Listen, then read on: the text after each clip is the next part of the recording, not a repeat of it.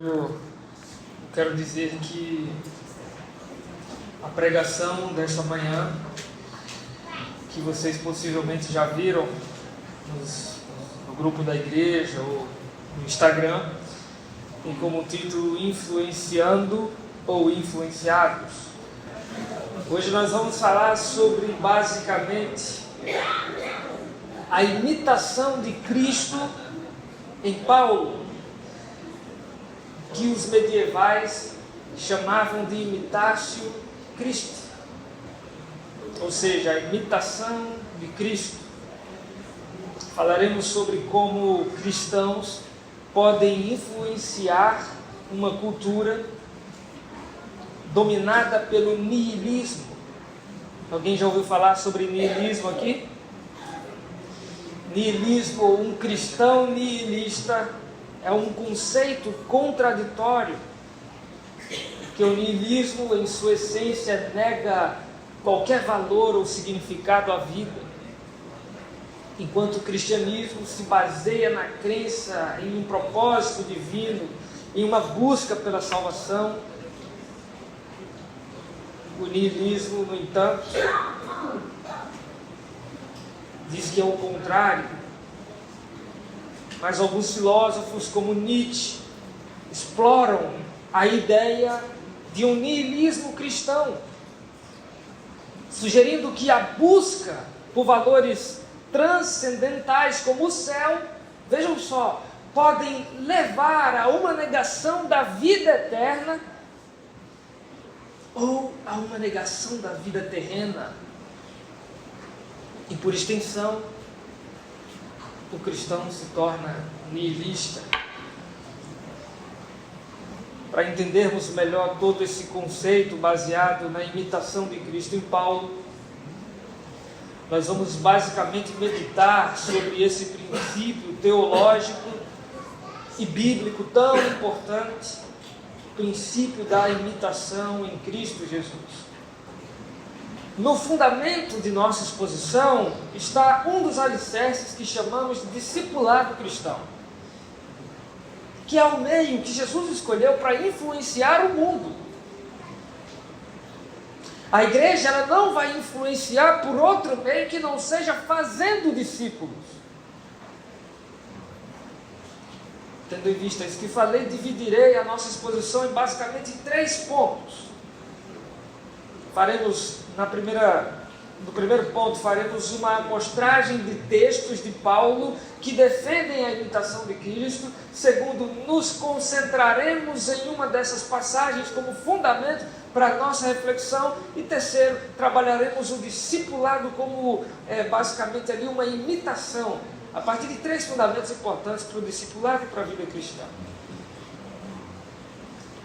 Vamos entrar aqui então na parte 1 de nossa pregação, nosso estudo, de nosso sermão. E Paulo, queridos, ele vai ter basicamente uma preocupação com a imitação de Cristo, evidente em diversas passagens de suas epístolas. Primeiro, o texto está legível aí para vocês? Não? Então a gente vai ter que fazer aquele combinado lá. 1 Coríntios 4,16. Podemos eu e você, igreja, fazer um outro combinado, que é você abrir a sua Bíblia. Amém? Então abra a sua Bíblia, 1 Coríntios 4,16, o segundo texto. Vou falar um texto e outro texto. Não se preocupem, temos apenas 342 textos para estudarmos essa manhã. Amém? 342. Vamos jejuar hoje na hora do almoço. 1 Coríntios 4,16 e segundo texto, 1 Coríntios 11, versículo 1. Admoesto-vos, pois, a que sejais meus imitadores, é o primeiro texto. Aqui, queridos, Paulo defende com um tom admoestativo que a igreja o imite. O imite naquilo que ele tem seguido, nos preceitos, nos ensinos e na vida. Paulo envia Timóteo, seu filho amado na fé, para lembrar-nos e para lembrar aquele povo de Coríntios de seus caminhos em Cristo Jesus. os quais ele ensina por toda parte em cada igreja. No segundo texto, 1 Coríntios 11, versículo 1, que você também está na sua Bíblia aberta aí, Paulo vai dizer: sede meus imitadores, como também eu sou de quem? De Cristo. Paulo, queridos, ao mesmo tempo que convoca a igreja a imitá-lo, ele conscientiza que ao imitar Paulo, a igreja estaria imitando quem? Cristo Jesus. E não a Paulo, uma vez que Paulo imita a Cristo.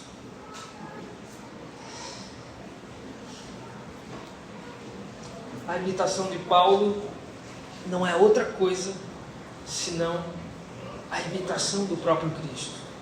Uma vez que Paulo tem Cristo como modelo, uma vez que Paulo tem Cristo como padrão, uma vez que Paulo tem Cristo como exemplo a ser seguido. Os dois outros textos, 1 Tessalonicenses, um pouquinho aí à frente, 1 Tessalonicenses 1, versículo 6, e 2 Tessalonicenses 3, versículo 9.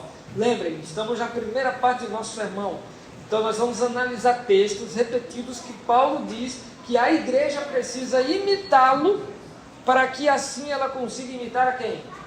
Cristo Jesus. Estão pegando aqui comigo, né? Com efeito vos tornastes, o texto de 1 Tessalonicenses 1,6, imitadores nossos e do Senhor, tendo recebido a palavra, posto que em meio de muita tribulação, com a alegria do Espírito Santo. Paulo aqui está exortando os tessalônicos a serem imitadores dele e do Senhor. Obrigado. A fim de que se tornem padrão e exemplo para todos os crentes, não só da Macedônia, mas também da Acaia. E já no de 2 Tessalonicenses, Paulo vai dizer: não porque não tivéssemos esse direito, nem jamais comemos pão à custa de outros. Pelo contrário, na fadiga e na labuta, de noite e de dia, trabalhamos a fim de não sermos pesados a nenhum de vós. Nem porque tivéssemos não porque tivéssemos esse direito, mas por termos em vista oferecermos o exemplo. Paulo está consciente que precisa oferecer um exemplo em si próprio para que os outros o imitem. Então vamos lá. Filipenses capítulo 3, versículo 17 e Filipenses capítulo 4, versículo 9. Eu disse que seria 342, já lemos 5.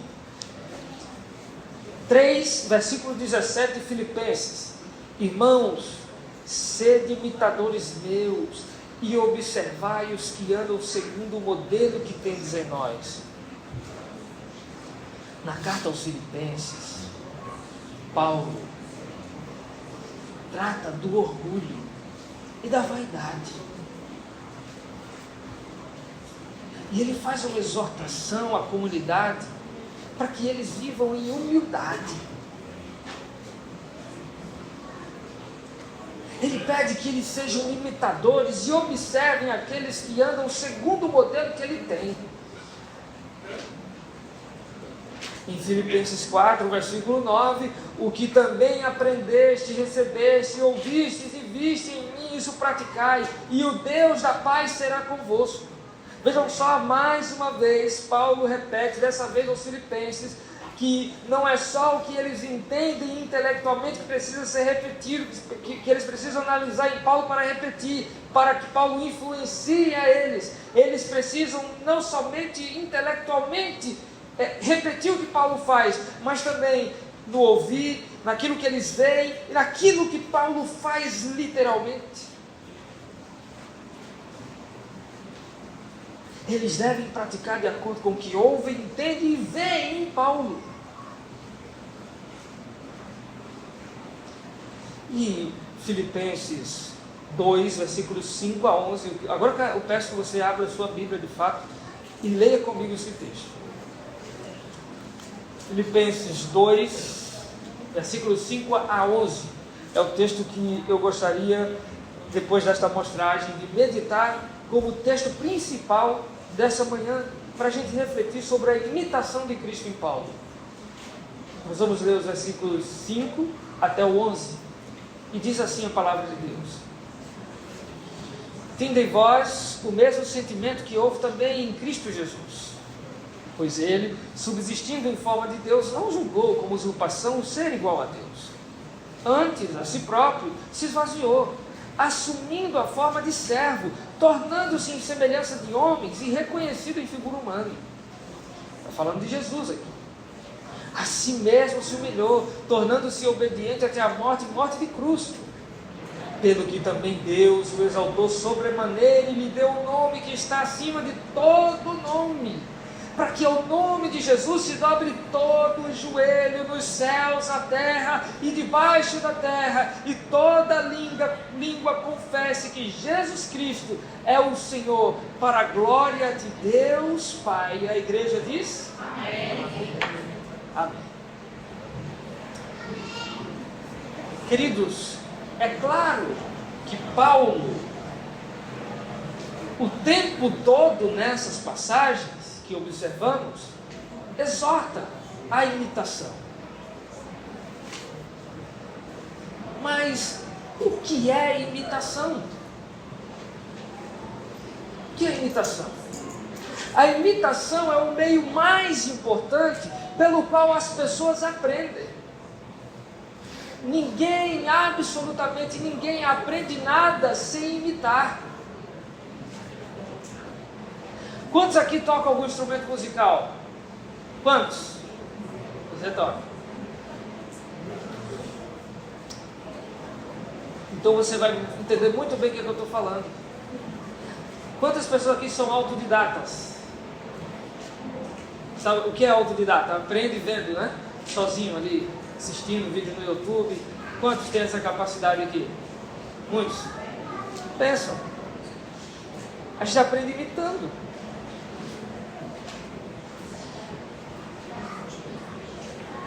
Mas, queridos, conhecer dói. Dói porque você tem que fazer coisas que antes você não fazia. Você tem que treinar coisas que você não fazia. E quem toca violão aqui deve saber que no aprendizado você vai conquistando alguns calos nos dedos. E isso dói. Mas você sabe que essa dor vai valer a pena quando você executar. Mas é o processo, é a jornada. Freud fez muita coisa boa que a gente pode imaginar na cultura. Mas existe uma coisa que ele fez de ruim, muito ruim, que foi ensinar que o desejo é fruto de uma falta de harmonia entre pai e mãe. Entre o nosso entendimento entre o que é pai e o que é mãe. Quem foi que disse que o desejo surge da frustração das relações pai e mãe? Tem um autor que é Norma Braga. Vocês já ouviram falar de Norma Braga, escritora brasileira, teóloga? Alguém já ouviu falar? Ela está escrevendo e está fazendo um trabalho sobre um autor muito interessante chamado René Girard. E ele apresenta uma outra maneira de pensar o desejo. Prestem muita atenção nisso. Porque é importante falar sobre desejo hoje. Por quê? Porque o desejo não é a frustração de nosso triângulo edípico, do nosso lar. O desejo é fruto, em primeiro lugar, de uma admiração. Você admira alguém e aí aquilo que essa pessoa tanto admira, aquilo que essa pessoa tanto gosta, aquilo que essa pessoa tanto deseja para a vida, passa a ser também o seu desejo. Você também passa a desejar o que aquela pessoa deseja.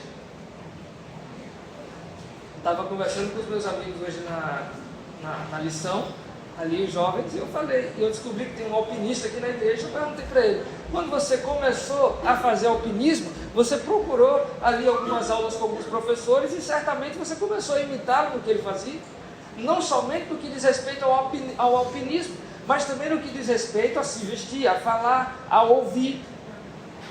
E é assim a vida. pai, mãe, portanto, são importantes para a vida exatamente por isso, porque eles são os primeiros modelos que a gente tem. Eles despertam em nós esse desejo, e aquilo que eles mais desejam, a gente começa também a desejar, sim ou não? A gente começa também a querer, a gente começa também a ver como algo que é bom, mas os modelos, queridos, eles também vão mudando. E aí, depois, não é pai e mãe mais, aparecem outros modelos na vida.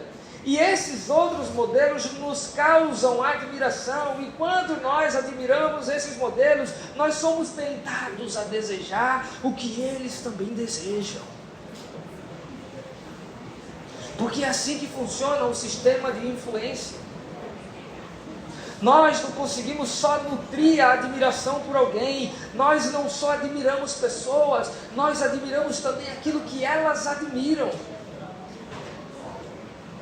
E aqui, meus irmãos, talvez revele a maior crise do nosso movimento evangélico no Brasil hoje, porque tudo que nós desejamos reflete o que a nossa liderança deseja.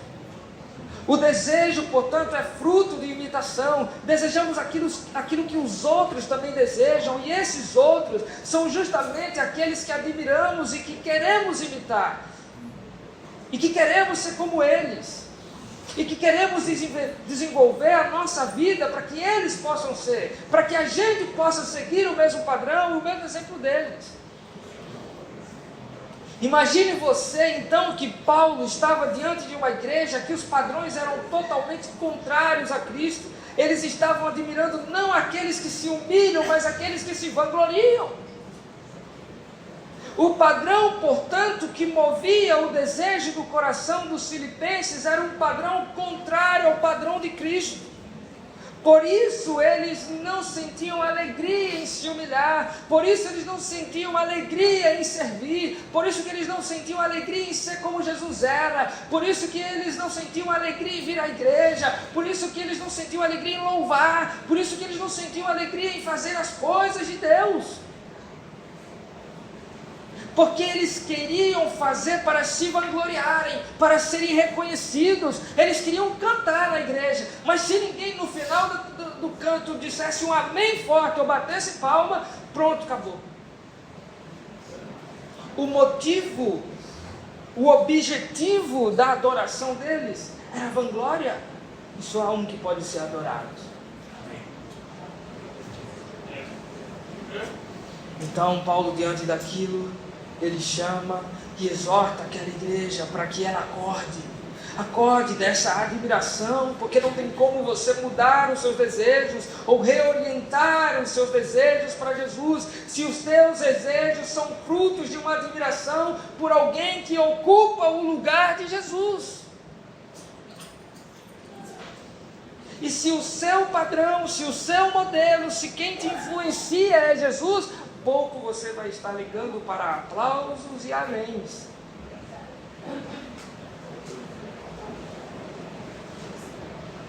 Quando alguém ocupa o lugar de Jesus, esse alguém franqueia os teus desejos.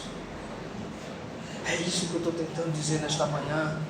Qualquer pessoa que influencia você mais do que Jesus, vai influenciar os teus desejos. E não há nada de errado com isso, queridos.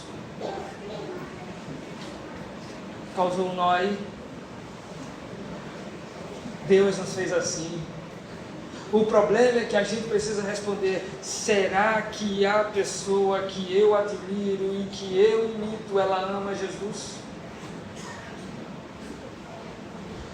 Porque se ela amar qualquer coisa que não seja Jesus, eu vou reproduzir esse amor.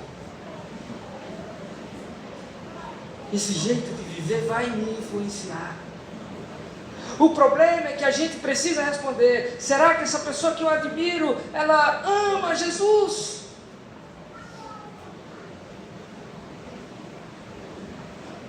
E aí eu pergunto: qual é a melhor maneira de influenciar pessoas? Em primeiro lugar, imitando Jesus Cristo. E Paulo vai exortar a igreja, dizendo exatamente isso, num trecho que muitos estudiosos dizem que era um hino, que possivelmente a igreja cantava. É como Paulo se estivesse usando aquilo que a igreja professa para dizer: poxa, mas vocês cantam isso, como é que vocês podem cantar isso e não viver? Como é que vocês podem cantar o que vocês acabaram de cantar, mas vocês na hora de viver a vida, não viverem aquilo que vocês cantam? Porque quando a música para de cantar, quando a pregação é findada, é aí que começa a adoração. E o que Paulo está dizendo? Veja só o que diz Filipenses capítulo 2, versículo número 5. A palavra de Deus começa dizendo: tende em vós o quê? O mesmo sentimento. 3 coisas que a gente precisa entender aqui, e eu considero essas 3 coisas mais importantes do discipulado em Paulo, da imitação, do conceito de imitação em Cristo, em Paulo. Isso decorre da palavra que Paulo usa aqui. Na verdade, Paulo não usa um substantivo, ele vai usar um verbo. E em verbo, no imperativo, a palavra significa frônesis. E esse verbo que Paulo está usando aqui tem uma dificuldade de ser traduzida para o português, porque a gente não tem essa palavra para o português. É a tal da palavra frônesis, que eu já disse, e essa palavra ela é importante porque ela é exatamente a palavra que contrapõe o cristão que segue o padrão de Cristo e o cristão que quer seguir qualquer outro padrão que não seja de Cristo. Eu agora vou precisar bastante da sua atenção. Só é, portanto, prudente, só possui frônesis aquele que consegue, ou aquele que segue o padrão de Cristo, aquele que, portanto, imita Jesus Cristo. Então Paulo começa dizendo: tende em vós o mesmo sentimento. Alguém tem Bíblia NVI aí? Alguma Bíblia de versão, nova versão internacional? Alguém tem? Pode ler o que está escrito aí, por favor? O verso 5 de Filipenses, só para que a gente possa, capítulo 2, versículo 5, só para que a gente possa ter uma noção básica aqui. O que é que está aí na sua NVI? Versículo 5 do capítulo 2 de Filipenses.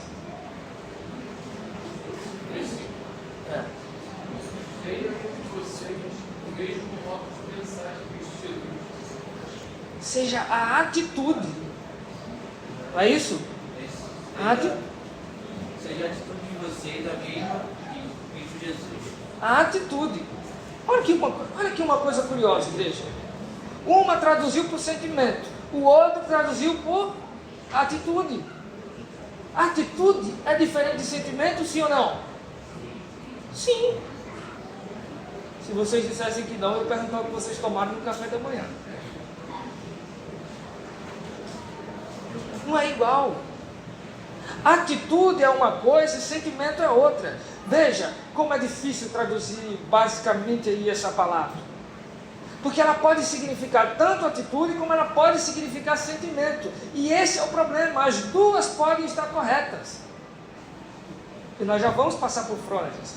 A minha diz mesmo modo de pensar. Está vendo? Mas o ponto é que elas não dão conta, essas palavras. Essas palavras em português não dão conta de tudo aquilo que essa palavra significa na sua pureza. Mas, então, o que significa na sua pureza essa palavra? Eu vou explicar, eu não vou dizer, eu vou explicar porque não tem tradução. O que essa palavrinha diz, então, é, primeiro, porque se traduz por sentimento? Porque frônesis é sentimento. Frônesis é vontade. Frônesis é desejo. Eu quero. Que o texto diz. Mas você já viu quando Paulo vai tratar do homem miserável em Romanos 7, como ele trata o desejo? Como uma luta. E o que é o desejo para o homem miserável? Para o homem miserável, o desejo é aquilo que ele quer. Mas qual o problema dele? Ele não realiza o que ele quer. E ele entra num dilema gigantesco, porque ele tem o desejo bom, mas ele não consegue realizar o desejo que é bom. Então ele quer fazer o bem, mas o bem que ele quer fazer, ele não consegue fazer. Já ouviram? O bem que eu quero não faço, mas o mal que eu quero, né? Portanto, respondido, frônesis é o encontro da vontade com a ação. E aqui é o contraste do homem miserável. A frônesis de Cristo é desejar fazer o bem e fazer o bem. Amém, igreja? Por exemplo, se nós fôssemos entender essa passagem meramente como sentimento, só como vontade, é como se Paulo estivesse dizendo aos filipenses o seguinte: Filipenses, basta vocês quererem Jesus como tudo que vocês têm, tudo certo. Você não precisa agir como ele, você não precisa ter a mesma atitude que ele, basta você querer. E aí está tudo certo, está cumprido. Então, se você quer ser como Jesus, por mais que você seja, ou por mais que você não consiga ser, está tudo bem, está tudo valendo, está tudo certo. Você está livre disso.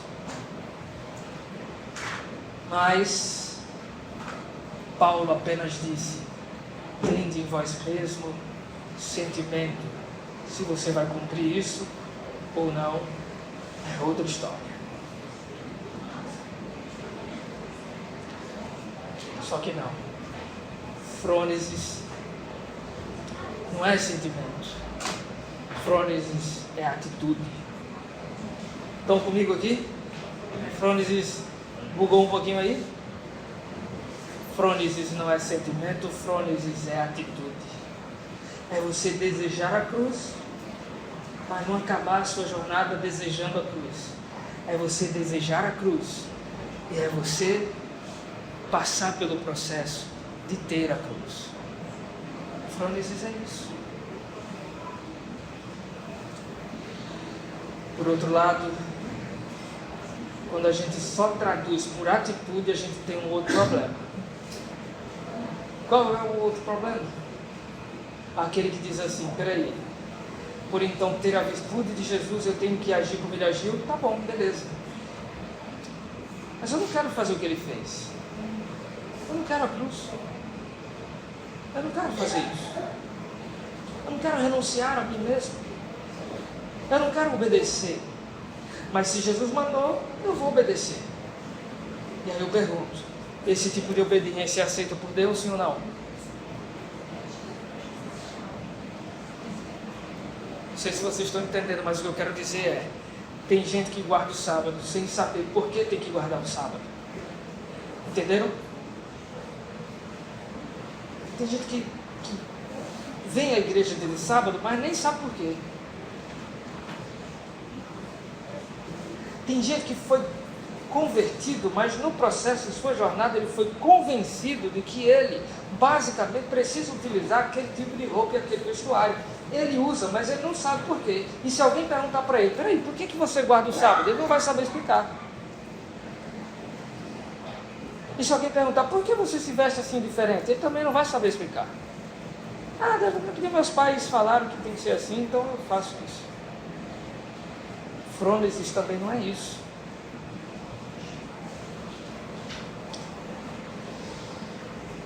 A frônesis não é a atitude de um filho que obedece, passa a vida inteira obedecendo ao seu pai, achando que por isso ele pode ter méritos, porque é isso que acontece no meio do seio adventista em muitas igrejas. A gente guarda, sabe, a gente faz as coisas certinho, a gente vem à igreja, a gente chega primeiro na igreja, a gente faz tudo, mas aí quando a pessoa pergunta por que a gente faz isso, a gente não sabe explicar, mas a gente faz e por isso a gente acha que a nossa salvação está garantida.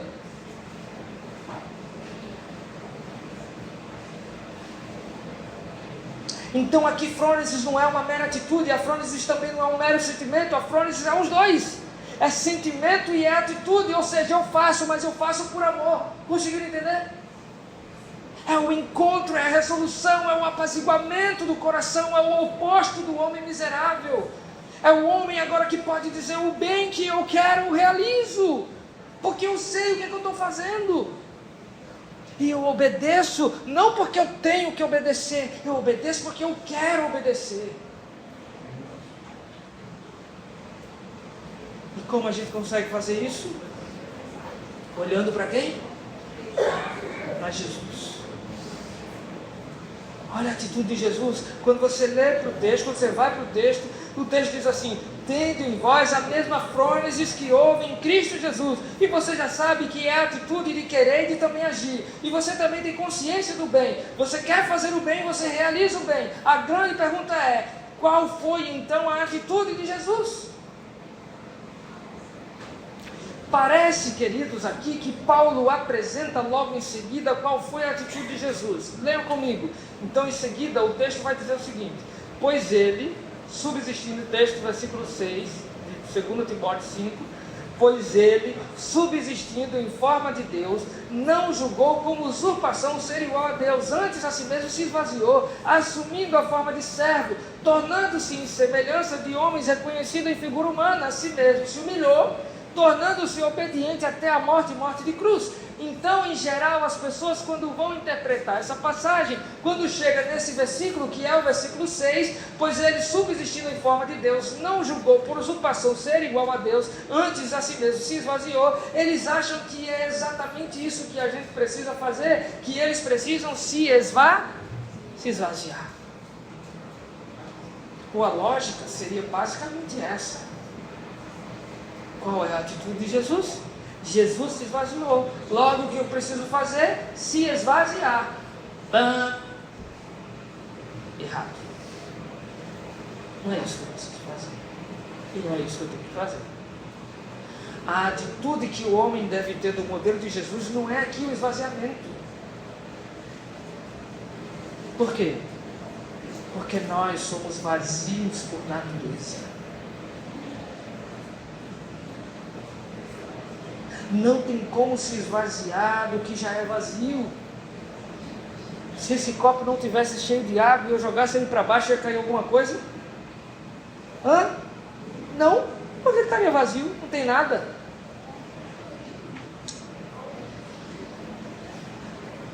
Mas por que Deus se esvaziou? Porque Ele se fez homem. E Deus é Deus. E Ele sim tem o poder de se esvaziar. Porque Ele é cheio de alguma coisa, nós não.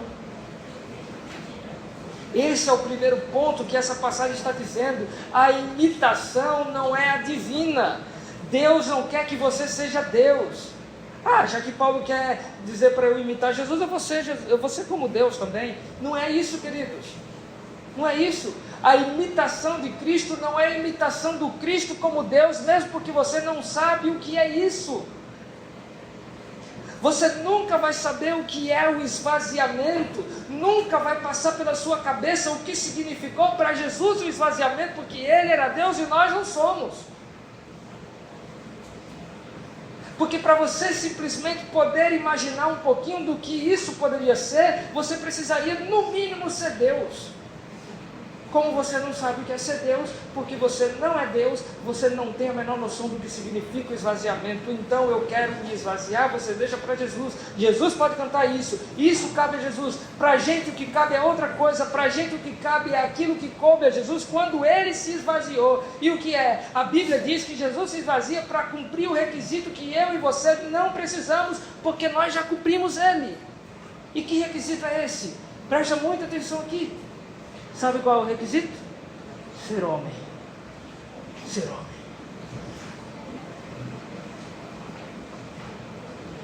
Nós somos homens. Não somos Deus.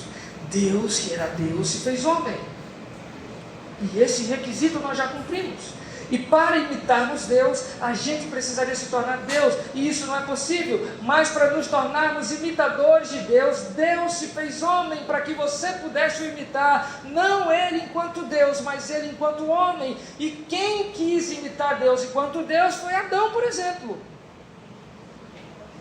E eu não sei se está confuso para você, mas quando ali no Éden não quis Adão ser um homem, ele quis ser Deus, a imitação de Cristo, queridos, é totalmente o contrário disso. Não é o movimento de homens querendo ser Deus, e é isso que está acontecendo hoje. Homens querendo transferir a glória que vai para Deus, para eles mesmos. E não é isso que Paulo está dizendo aqui, pelo amor de Deus. O que Paulo quer dizer então aqui, queridos? A imitação de Cristo é a imitação daqueles que, reconhecendo a sua humanidade, percebem em Jesus Cristo o Deus que se fez homem, o único modelo, o único exemplo a ser seguido. Amém? Só que aí nós temos um problema. Ninguém encontra Jesus todo dia na esquina, em forma física. Ninguém pode olhar e dizer: olha, Zamar, que eu tive um encontro com Jesus hoje no metrô e foi muito bom. Me fale mais sobre isso. Não tem como. Ninguém vai encontrar, ninguém vai esbarrar com Jesus. Está confuso?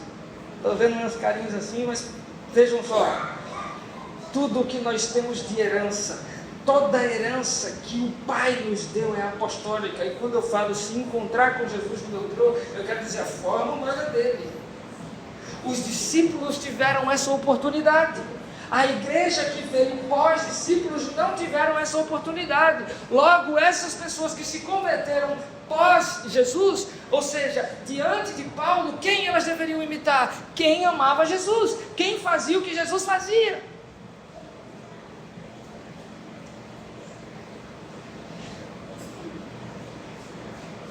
Por isso o ensino apostólico ele é importante. Por isso que o ensino que os apóstolos legaram à igreja não pode ser esquecido, porque o ensino dos apóstolos nos dá o rosto de Jesus, nos dá a presença de Jesus, nos dá os ensinos de Jesus e mais nos faz ver Jesus. E aí a pergunta é: onde? Eu respondo: no discipulado. A gente precisa ver o modelo de Jesus em ação, e a gente só pode ver o modelo de Jesus em ação quando a gente vê diretamente Jesus, mas quando a gente vê homens que imitam Jesus, e imitam Jesus sucessivamente. Isso acontece de forma natural. Enquanto eu estava sentado aí, que eu vi que os anciãos, hoje é dia do ancião, né? É hoje que é dia do ancião, que os anciãos ganharam um presentinho aqui.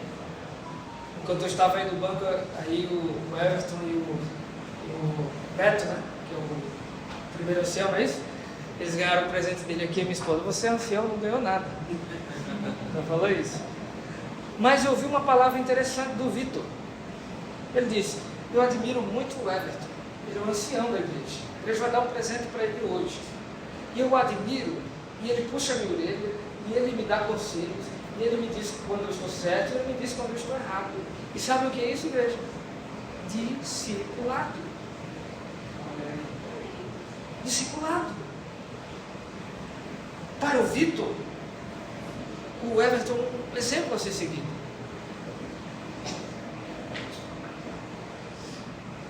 E tudo o que o Everton faz, o Vitor possivelmente vai querer fazer também.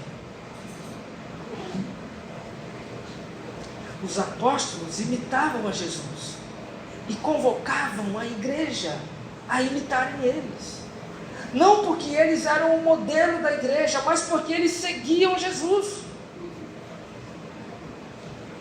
Eles eram discípulos de Jesus, eles seguiam Jesus, eles reproduziam o pensamento de Jesus, reproduziam as ações de Jesus e queria que as igrejas o imitassem, porque eles imitando a eles estariam imitando na verdade Jesus.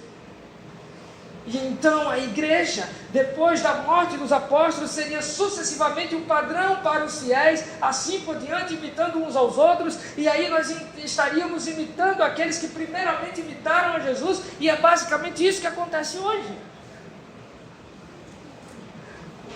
Vocês vão ler em 1 Coríntios, em Efésios, em Gálatas, que Paulo fazia os cultos aos sábados. Imagina o que estamos fazendo hoje, no sábado de manhã, cultuando a Deus, sim ou não?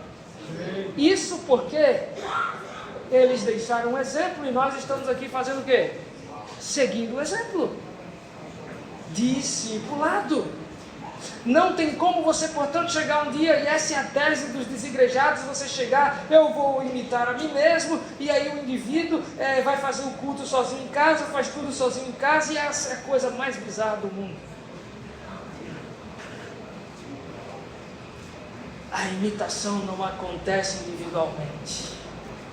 A imitação é o resultado, em primeiro lugar, de admiração. Por isso, quando a igreja não tem mais pessoas que amam a Jesus, o discipulado acaba.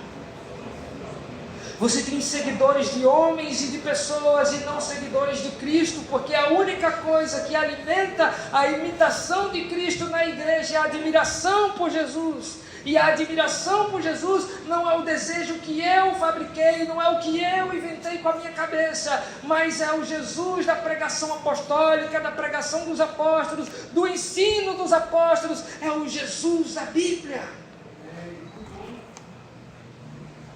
É o Jesus da Bíblia. Não é o Jesus que é válido para mim e para você. Não é o Jesus que me permite usar isso ou usar aquilo. É o Jesus que prega a verdade e é o Jesus que eu devo, e é esse Jesus que eu devo seguir, porque ele pregando a verdade, eu sigo a verdade. E a frônese se completa. Porque frônese é o encontro entre o querer fazer o bem e o se sentir bem fazendo o bem, porque conhece o bem de fato.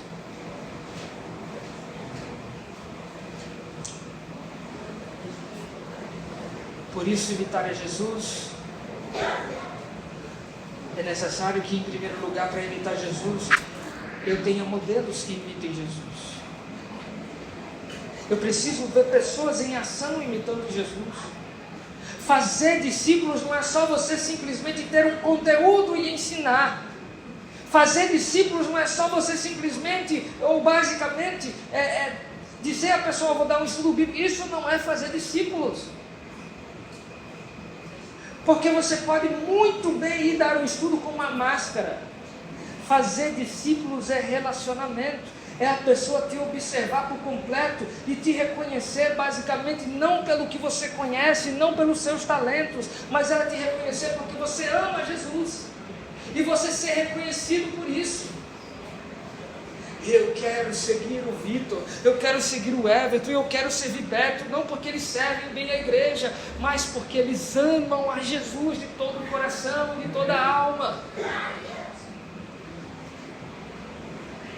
O gnosticismo é uma maneira de entender o Evangelho apenas cognitivamente, não é isso que eu estou tratando aqui, como se fosse apenas um entendimento, como se fosse algo apenas que entende. Não, frônesis não é só algo que a pessoa passa na sua cabeça. Você entende, pronto, não, frônesis é o que você entende, é algo que você sente, é algo que você deseja, mas é algo que você não consegue apenas desejar, e é algo que você não consegue apenas pensar. Você reverbera isso para o mundo da vida, e não somente você reverbera no mundo da vida, porque quando você reverbera no mundo da vida, você influencia pessoas. E para provocar a imitação de Cristo é preciso que as pessoas nos admirem. E como eu já disse, não por causa dos nossos talentos, não por causa dos nossos dons que Deus nos deu, mas por causa do amor que nós temos por Jesus. E nesse fim de exposição eu queria apenas destacar um fato importante aqui, queridos. Se os nossos irmãos que servem de paradigma, que servem de exemplo, ou que deveriam servir de exemplo, estão focados o tempo todo em grana, poder, o desejo da igreja, adivinha o que é que vai ser? Grana e poder.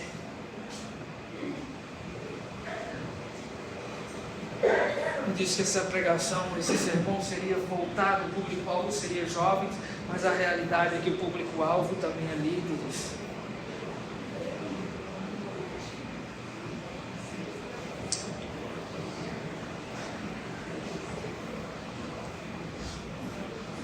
A imitação de Cristo, ela só pode produzir os efeitos de Cristo na vida da igreja se na igreja existirem homens e mulheres de fato que imitem a Jesus Cristo, que de fato imitem as ações de Jesus. E qual é a imitação básica que Paulo quer ensinar à igreja de Filipos? Não é outra coisa senão aquilo que todos os homens podem ser. É verdade que você não pode ser Deus, é verdade que você não pode, é verdade que você é homem e ponto, mas Deus te deu o privilégio de poder ser um pouquinho mais do que homem. Sabe o que? Ser servo.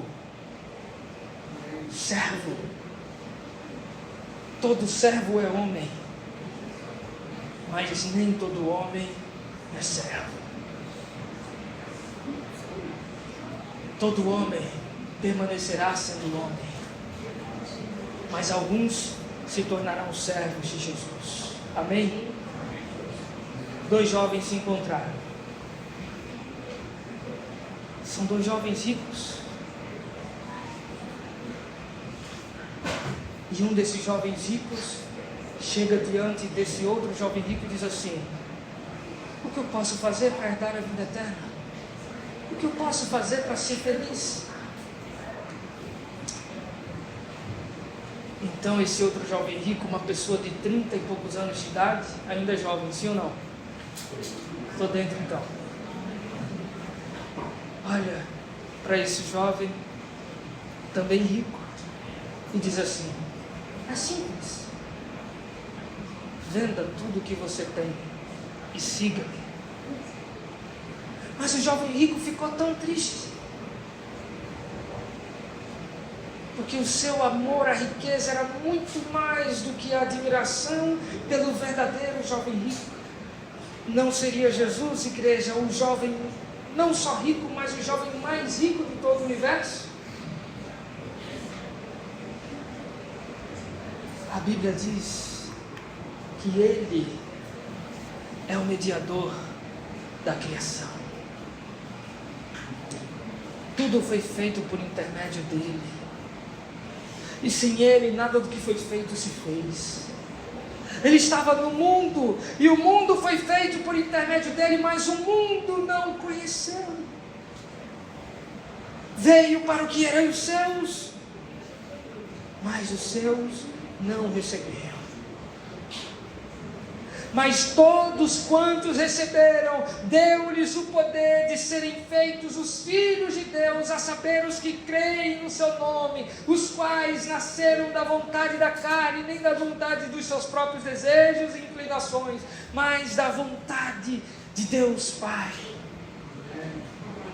E o Verbo se fez carne e habitou entre nós, cheio de graça e de verdade, e vimos sua glória, glória como unigênito do Pai. O Verbo se fez carne e habitou entre nós, e o Verbo escovava os dentes, e o Verbo tomava banho, e o Verbo que se fez carne e habitou entre nós. Ele basicamente também se feria quando ele caía, ele sentia dor, remorso, ele sentia o que você sente. O que eu quero dizer com isso? Que nós devemos adorar a Deus não somente na igreja, mas também no ordinário. Devemos ser cristãos não somente na igreja, mas também no trabalho. Devemos ser jovens valorosos não somente na igreja, nem nos trabalhos da igreja, mas também na faculdade, no colégio, onde quer que estejamos, porque não tem como dar sem receber, e para influenciar precisamos ser influenciados, e a melhor influência que tem é Jesus.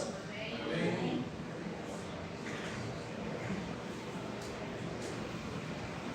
Se existe algo que provoque em nós e deve provocar em nós admiração por Jesus, não é outra coisa senão o amor que Ele sentia por Deus Pai. E muitas pessoas querem amar Jesus porque acham que Jesus amou tantos perdidos e que Ele é uma pessoa tão boazinha e Ele faz tudo para todo mundo e é uma espécie de Papai Noel palestino. Não, que igreja, não. Não são obras sociais que definem a influência que devemos ter por Jesus. Porque Ele amou os pobres, mas Ele também amou os ricos. E não é o amor às pessoas que deve nos influenciar no que diz respeito às ações de Jesus. É o amor que Ele sentia por Deus Pai.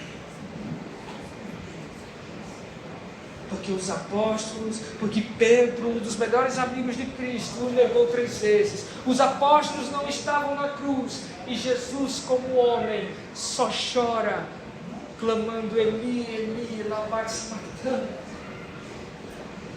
Porque ele entende que naquele momento Deus Pai estaria se distanciando dele, porque ele carregava o meu e o seu pecado.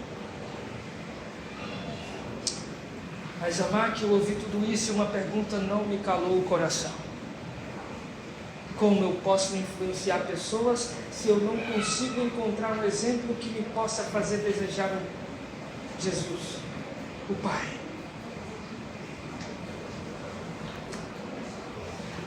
Como influenciar sem ser influenciado? Não dá. Por isso que o discipulado cristão, ele nunca é um ato só, ele nunca é o ato de você discipular. Você nunca pode achar que o discipulado é uma coisa do tipo 7 passos. Tem gente que acha que o discipulado é isso, 7 passos, e não. Seguir a Jesus é algo bem diferente, é uma jornada, é a vida toda. Discipulado não é coisa para quem começou, é coisa para quem é cristão a vida toda. Tem gente que acha que os primeiros passos são evangelização, discipulado, depois vem as coisas mais importantes, escatologia, etc. Não, meus irmãos, não existe nada mais importante do que o discipulado cristão, porque é o discipulado cristão que vai te colocar debaixo do conflito eterno, dos modelos que apresentam-se diante de você o tempo todo. E sabe o que é mais interessante? Você vai encontrar pessoas maravilhosas, pessoas incríveis, porque graça comum é o sol que brilha sobre os justos e sobre os injustos. Você vai encontrar pessoas boas dentro da igreja, e você vai encontrar pessoas boas fora da igreja. Você vai encontrar pessoas talentosas dentro da igreja, e você vai encontrar pessoas talentosas fora da igreja. E às vezes, eu quero ser conciso aqui, você vai encontrar mais pessoas talentosas fora da igreja, porque é o óbvio.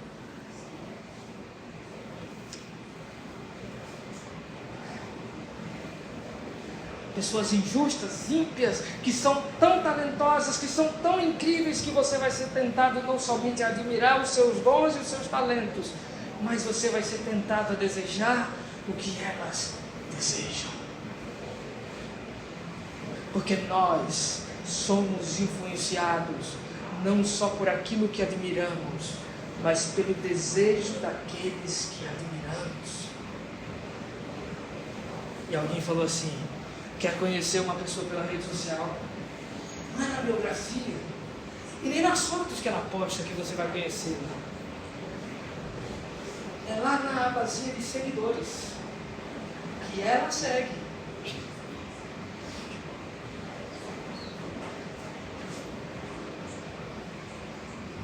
Não tem problema de não seguir uma pessoa que é ímpia e que não é cristã.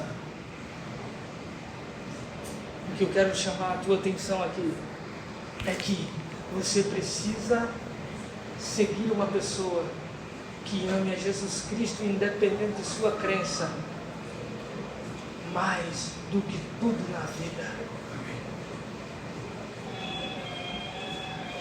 Queridos, nós somos influenciados o tempo inteiro. Por isso é importante que você tenha no seu horizonte real de sua vida pessoas que você possa admirar, pessoas que sigam a Jesus, pessoas que amem a Jesus, pessoas que amem a palavra e não pessoas que rejeitem a palavra. Fuja da serpente do Éden. A teologia liberal, ela não surgiu com Schumeier, mas a teologia liberal, ela surgiu lá no Éden com a serpente. O teólogo liberal nasce ali, e com ele nasce também o questionamento da palavra de Deus. Não é bem assim, não é assim que funcionam as coisas. Primeira dica para você que gosta de seguir influencers: cuidado com os que questionam a palavra de Deus. A primeira coisa que eu quero dizer para você que é um universitário e está fazendo faculdade não na UERJ, mas no campus universitário da Babilônia: cuidado, porque você pode ser influenciado por alguém que sequer conhece a Deus, que dirá amá-lo, porque não dá para amar sem conhecer.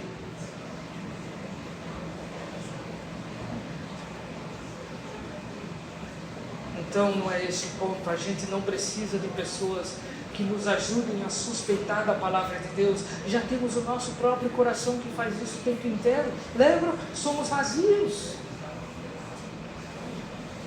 O que a gente precisa é de homens de Deus, de mulheres de Deus, que sejam capazes de discipular uns aos outros. Quer ver uma escola de discipulado perfeita? Casamento. O marido discipula a esposa, e a esposa discipula o marido. E é assim que acontece. E você, meu irmão, como eu, como todos nós, não precisamos apenas discipular pessoas, não precisamos apenas influenciar pessoas, precisamos ser influenciados. E a pregação de hoje tem uma pergunta: influenciando ou influenciado? Sabe qual é a resposta? Os dois. Devemos influenciar e devemos ser influenciados. A questão básica da pregação desta manhã não é sobre você influenciar pessoas apenas, porque você sabemos que nós devemos influenciar. A pergunta é como vamos influenciar se não somos influenciados, se achamos que podemos dar sem receber, que achamos que podemos cuidar sem sermos cuidados. Minha pergunta a você é o seguinte: quanto tempo você tem sido discipulado por alguém? Quanto tempo? Quanto tempo você tem sido discipulado por alguém que admira e que ama a Deus acima de todas as coisas? Quanto tempo você gasta com essas pessoas? Porque não adianta, os pregadores, eles vêm e eles vão, e eles estão aí, e eles participam das programações, mas as pessoas que precisam te discipular estão no anonimato, estão na igreja, são pessoas que amam a Deus, e elas existem. Se aproxime delas. Mas eu quero dar um conselho aos jovens: em algum momento vocês vão influenciar, mas vocês precisam ser influenciados, vocês precisam ser discipulados. E quando vocês forem ser discipulados por alguém, escolham uma pessoa de mais idade que você. Entretanto, não escolha uma pessoa de 90 anos, porque daqui a pouco o discipulado é uma jornada, é uma vida inteira. Essa pessoa não vai estar mais entre nós, ela não vai mais te discipular. O Vitor, no terminar das contas, está certo. Ele procurou o Everton para ser discipulado.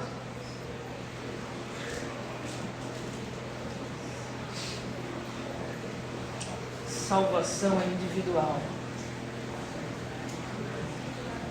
mas você pode pedir a ajuda de alguém para te levar aos céus. Sem essa influência, nós não vamos influenciar ninguém ao nosso redor. Mas amar aqui, o que eu precisaria então fazer? Em primeiro lugar, você precisa encontrar o seu discipulador.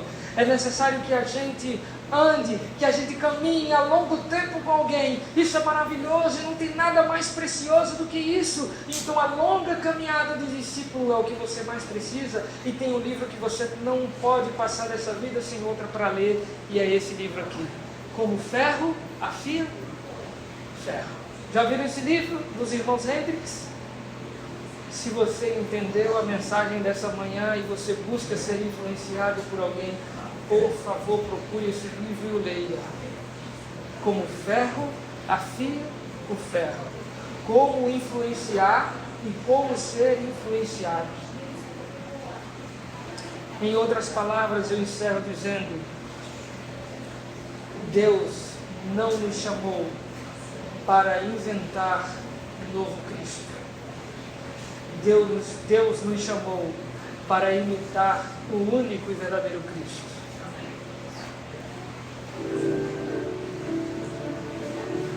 Igreja, não nos interessa o novo Cristo. Não nos interessa nenhuma novidade.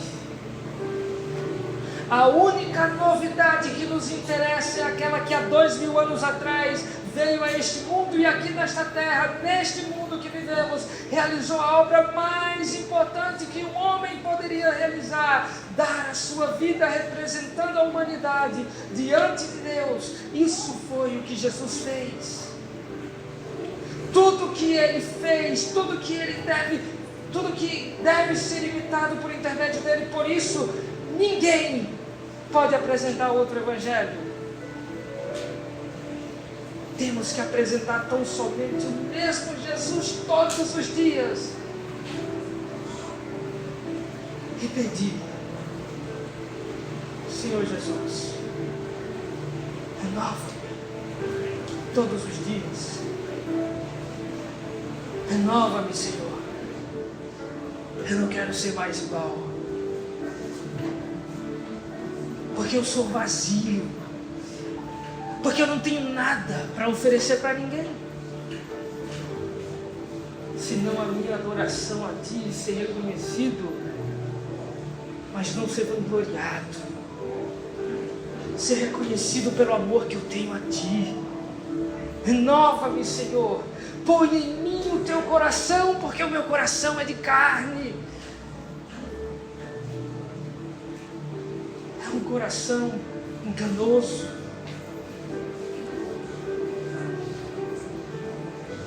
Renova-me, Senhor, porque tudo o que há dentro de mim necessita ser mudado. Porque tudo o que há no meu coração necessita mais e mais de Ti. Renova-me, Senhor.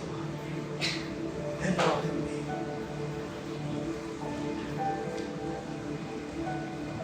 Renova-me, porque dentro do meu coração não há vontade de Te procurar. Renova-me, Senhor, para que eu não seja um adorador comum, que entre na letargia, na dormência de ser um cristão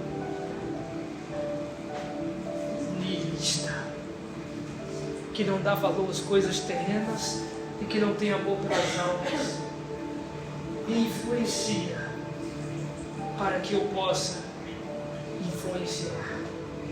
Amém. Amém.